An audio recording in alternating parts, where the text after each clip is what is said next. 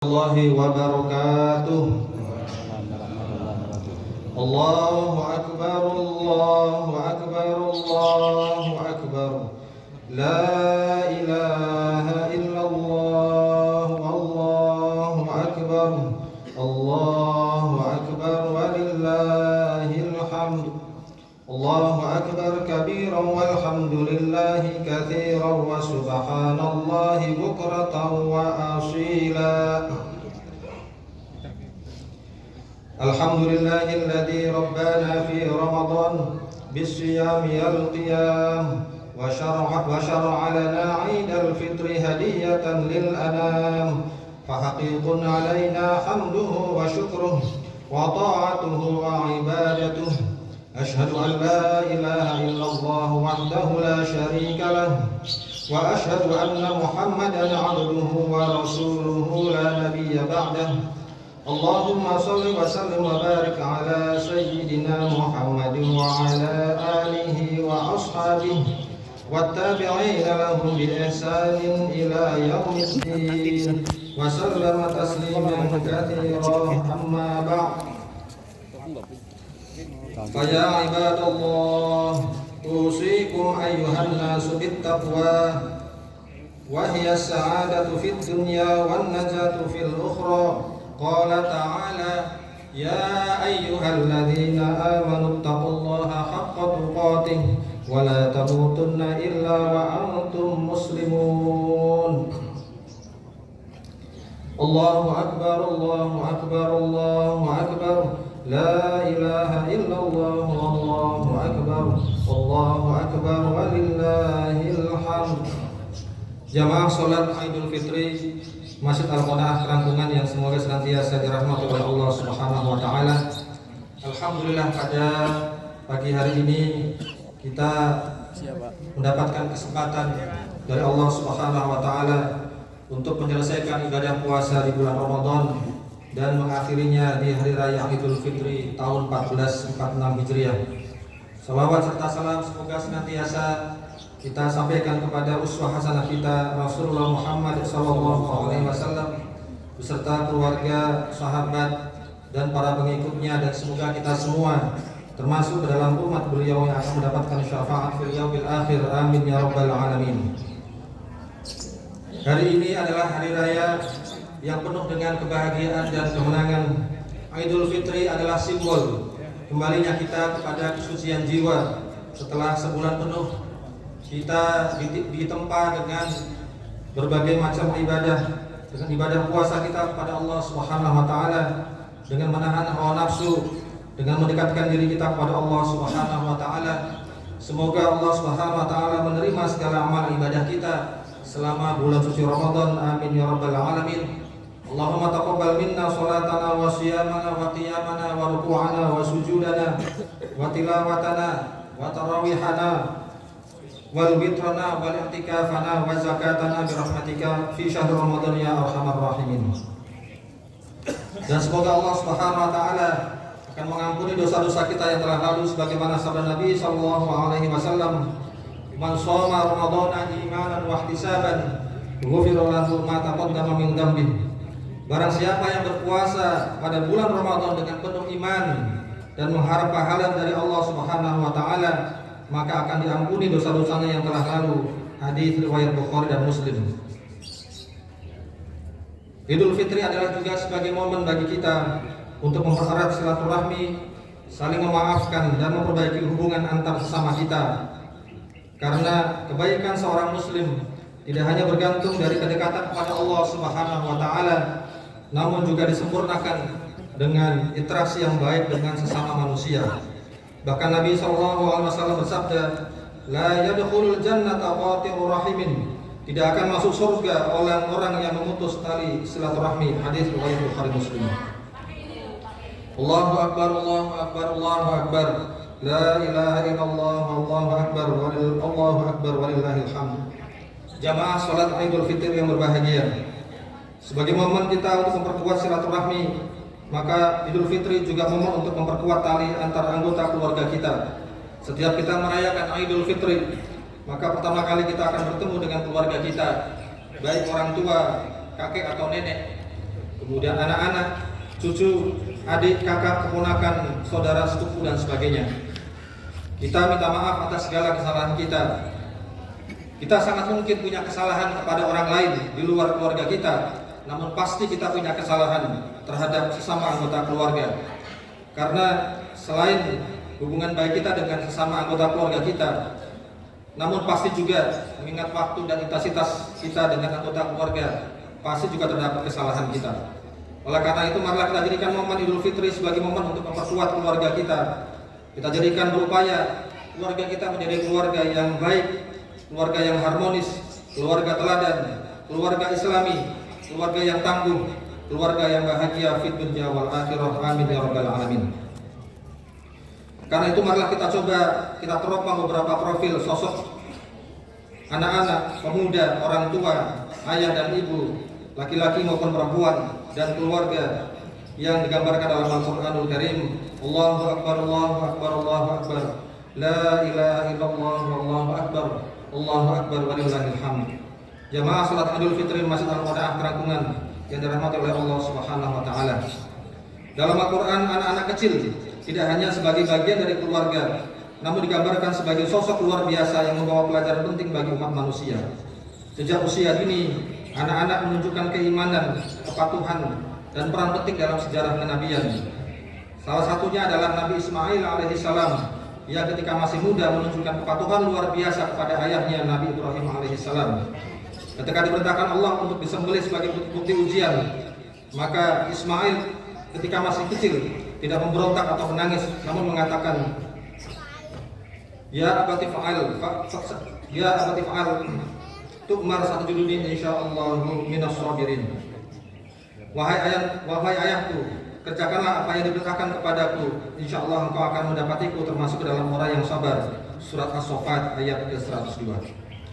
Contoh lain adalah ketika Nabi Musa alaihissalam ketika masih bayi.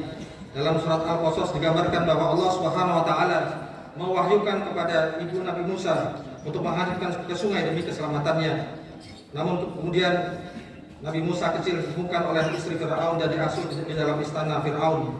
Meskipun hanya seorang bayi, maka Allah Subhanahu wa taala menjaga dan memeliharanya karena ia kelak akan menjadi penyelamat kaum Bani Israel. Juga tidak kalah menakjubkan adalah Nabi Isa alaihissalam yang berbicara pada saat ketika beliau masih bayi untuk membela ibunya Maryam yang dituduh berzina. Dalam surat Maryam ayat ke-30, Nabi Isa berkata, Qala inni abdullahi ataniyal kitaba wa ja'alani nabiyya.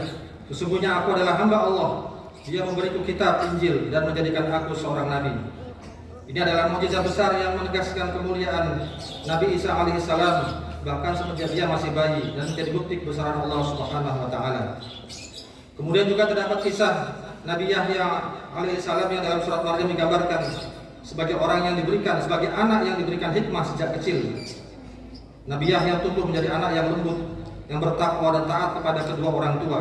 Ia menjadi teladan anak muda yang menjaga akhlak dan iman di tengah masyarakat yang mulai menyimpang. Hadirin berbahagia, ini menunjukkan bahwa anak kecil dalam Al-Quran bukanlah sosok yang pasif, tetapi pribadi aktif yang menunjukkan keimanan, keberanian, dan keteladanan. Allahu Akbar, Allahu Akbar, Allahu Akbar. La ilaha illallah, Allahu Akbar, Allahu Akbar, walillahil hamd. Jamaah salat Idul Fitri yang berbahagia. Kemudian dalam Al-Quran, para remaja dan pemuda digambarkan sebagai sosok yang kuat secara iman, tegas dalam pendirian, dan memiliki sosok juang yang tinggi. Kisah mereka menjadi bukti bahwa usia muda adalah masa penuh potensi yang dapat diarahkan untuk meraih ridha Allah Subhanahu wa taala. Di antaranya adalah kisah Ashabul Kahfi, sekelompok pemuda yang hidup di tengah masyarakat penyembah berhala. Mereka menolak tunduk pada kekufuran dan memilih bersembunyi di sebuah gua demi mempertahankan iman mereka. Allah Subhanahu wa taala memberikan karomah berupa menidurkan mereka selama 309 tahun sebagai tanda kekuasaan Allah Subhanahu wa taala. Allah Subhanahu wa taala sebutkan innahum fisyatun amanu bi rabbihim wa zidnahum huda. Sesungguhnya mereka adalah pemuda-pemuda yang beriman kepada Tuhan mereka dan kami tambahkan kepada mereka petunjuk. Juga kemudian kisah Nabi Ibrahim ketika masih muda juga sangat mencolok. Nabi dalam surat Al-Anbiya ayat ke-60, kaum Nabi Ibrahim pada saat itu menyadari Ibrahim adalah pemuda yang menghancurkan berhala-berhala mereka sebagai perlawanan terhadap kesyirikan. Meskipun masih muda, dia berdiri teguh untuk melawan tradisi nenek moyang yang menyimpang pada saat itu, bahkan ketika harus menghadapi ancaman dibakar hidup-hidup. Demikian juga dengan Nabi Yusuf alaihissalam yang ketika remaja mengalami ujian besar berupa godaan dari istri seorang pejabat istana. Namun kemudian Yusuf ketika masih muda lebih memilih di penjara daripada melanggar perintah Allah Subhanahu wa taala. Maka sikap Yusuf muda menunjukkan bahwa remaja yang beriman bisa menjaga harga diri dan kehormatannya meskipun berada dalam situasi sulit dan menggoda. Kemudian juga dalam kisah Nabi Musa alaihissalam disebutkan bahwa seorang pemuda yang menemaninya saat mencari Nabi Khidir. Dalam banyak tafsir, pemuda itu adalah Yushab bin Nun yang kemudian menjadi penerus Nabi Musa. Dia adalah contoh pemuda yang rendah hati, memiliki semangat untuk mencari ilmu dan setia mendampingi gurunya. Allahu Akbar, Allahu Akbar, Allahu Akbar. La ilaha illallah, Allahu Akbar. Allahu Akbar walillahil hamd. Jamaah salat Idul Fitri Masjid Al-Qanaah Karangungan yang semoga senantiasa dirahmati oleh Allah Subhanahu wa taala. Kemudian juga dalam Al-Qur'anul Karim, sosok orang tua mendapatkan tempat yang sangat mulia. Mereka bukan hanya menjadi pelindung dan pendidik anak-anak, namun juga menjadi teladan utama dalam keimanan, kesabaran, dan tanggung jawab. Di antaranya adalah sosok Nabi Ibrahim sebagai ayah yang penuh dengan kasih sayang dan keimanan. Ketika Allah Subhanahu wa taala memerintahkan untuk menyembelih putranya Nabi Ismail, dia tidak melaksanakan perintah itu secara tergesa-gesa, namun mengajak anaknya untuk berdialog terlebih dahulu. Ini menunjukkan bahwa Ibrahim adalah sosok ayah yang bijak dan membangun hubungan emosional serta spiritual dengan anaknya. Dia juga berdoa secara khusus untuk anak keturunannya agar menjadi anak-anak yang soleh, yang disebutkan dalam surat Ibrahim ayat yang ke-40. Rabbi ja'alni muqimas sholati wa min dzurriyyati rabbana wa taqabbal doa. Ya Tuhanku, jadikanlah aku dan anak-anak cucuku menjadi orang yang tetap mendirikan sholat. Kemudian juga sosok teladan yang lain adalah Nabi Yakub alaihissalam, ayah dari Nabi Yusuf. Nabi Yakub adalah contoh orang tua yang sangat penyabar dan tidak mudah putus asa. Ketika Yusuf hilang dan saudara-saudara Yusuf berdusta kepadanya, Yakub tetap bersabar dan berserah diri kepada Allah Subhanahu wa taala. Dia mengajarkan bahwa orang tua tidak hanya mengasuh, namun juga mendoakan dan memaafkan anak-anak meskipun terkadang mereka melakukan kesalahan besar. Namun bahkan pada akhirnya ia masih menekankan pentingnya menjaga tauhid kepada anak-anaknya. Juga contoh luar biasa dalam kisah Luqman Al-Hakim, ayah yang dikenal karena kebijaksanaannya. Dalam surat Luqman ayat ke-13 sampai 19, Allah Subhanahu wa taala mengabadikan nasihat Luqman kepada anaknya yang mencakup larangan syirik, pentingnya berbuat baik kepada kedua orang tua, mendirikan sholat, bersabar, rendah hati dan menjaga tutur kata. Luqman adalah simbol orang tua yang tidak hanya peduli dengan kesuksesan dunia anaknya, namun lebih fokus pada keselamatan akhirat mereka melalui pendidikan akhlak dan iman. Juga tidak lupa kisah Nabi Musa alaihissalam, kisah ibu Nabi Musa alaihissalam yang diperintahkan oleh Allah Subhanahu wa taala untuk meletakkan bayinya Nabi Musa ketika masih bayi di sungai agar selamat dari kekejaman Firaun. Dengan penuh tawakal ia melaksanakan perintah Allah. Lalu kemudian juga pada akhirnya Allah Subhanahu wa taala mengembalikan Musa kepadanya sebagai bentuk kasih sayang Allah Subhanahu wa taala. Ini menunjukkan bahwa orang tua dalam Al-Qur'an tidak hanya berperan sebagai pengasuh fisik, namun juga sebagai pendidik jiwa dan pembentuk karakter anak-anak. Dengan cinta, doa, kesabaran dan hikmah, maka mereka membentuk generasi yang teguh dalam iman dan mulia dalam akhlak. Al-Qur'an menjadikan mereka orang tua sebagai teladan dan cerminan bagi seluruh umat manusia dalam menjalankan peran sebagai ayah dan ibu. Allahu Akbar, Allahu Akbar, Allahu Akbar. La ilaha illallah, Allahu Akbar. Allahu Akbar walillahil hamd. Jamaah salat Idul Fitri yang berbahagia, Al-Quran juga mengabadikan sejumlah kisah perempuan sebagai sosok teladan yang agung dan inspiratif bagi umat manusia. Mereka tampil tidak hanya sebagai pendukung para nabi, juga sebagai pribadi mandiri yang menunjukkan kekuatan iman, keteguhan hati serta kemuliaan akhlak. Allah Subhanahu wa taala mengangkat derajat perempuan dan menjadikan kisah hidup mereka sebagai pelajaran. Di antaranya adalah perempuan yang paling agung dalam Al-Quran adalah Maryam binti Imran, ibunda Nabi Isa alaihissalam. Maryam dikenal sebagai perempuan suci yang menjaga kehormatan dan hidupnya dalam ibadah. Dalam surat Maryam dan Ali Imran disahkan bahwa sejak kecil Maryam diasuh dan dibimbing secara khusus oleh Nabi Zakaria alaihissalam. Maryam tumbuh menjadi wanita yang penuh keimanan dan kesucian sehingga Allah Subhanahu wa taala memilihnya untuk mengandung Nabi Isa tanpa ayah, yang merupakan sebuah mukjizat besar. Maryam tidak membela dirinya pada saat difitnah, tetapi tawakal kepada Allah Subhanahu wa taala. Bahkan Nabi Isa sendiri yang kemudian berbicara dari buayan untuk membela ibunya. Kemudian juga teladan besar adalah Asiyah binti Muzahim, istri Fir'aun. Meskipun hidup dalam istana dan menjadi istri seorang penguasa yang paling kejam dalam sejarah, Asiyah binti Muzahim tetap teguh dalam keimanan pada Allah Subhanahu wa taala. Dalam surat At-Tahrim ayat yang ke-11, Allah Subhanahu wa taala memuji doanya yang sangat indah. Rabbi bnili 'indaka baitan fil jannah, ya Tuhanku, bangunkanlah untukku sebuah rumah di sisimu di surga. Maka kemudian dia rela disiksa oleh Fir'aun karena mempertahankan keimanannya kepada Nabi Musa. Asyah menunjukkan bahwa iman yang kokoh tidak tergantung dari lingkungan, dan bahwa kekuatan batin seorang perempuan bisa melebihi kekuatan dunia suaminya yang memang zalim. Kemudian juga perempuan mulia lainnya adalah ibu Nabi Musa alaihissalam yang dengan penuh tawakal mengikuti perintah Allah untuk menghanyutkan anaknya ke sungai demi menyelamatkan dari pembunuhan Fir'aun. Kemudian juga dalam surat Ali Imran disebutkan bahwa istri Imran, ibunya Maryam, yang sejak awal berniat mempersembahkan anaknya untuk berkhidmat kepada Allah Subhanahu wa taala. Niat ini menunjukkan bahwa pendidikan iman dapat dimulai bahkan sejak kandungan, bahkan sejak dalam niat orang tua. Dan kemudian dari ketulusan niat ibunya lahirlah Maryam yang kemudian juga melahirkan Nabi Isa, nabi yang besar dengan penuh mukjizat. Ini menunjukkan bahwa dalam Islam perempuan memiliki tempat yang mulia. Mereka bukan hanya sebagai pendamping, namun juga pendamping, pemimpin dalam kebaikan, dalam keimanan, pelindung akhlak keluarga, dan pilar dalam perubahan umat. Al-Quran menjadikan mereka perempuan menjadi teladan agar setiap perempuan dan juga laki-laki belajar bahwa kekuatan sejati bukanlah pada kekuasaan, namun pada keikhlasan, keberanian, dan keimanan.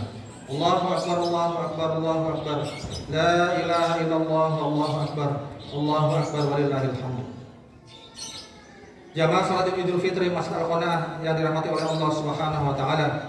Kemudian Al-Qur'an juga menggambarkan beberapa keluarga yang menjadi sosok teladan yang luar biasa.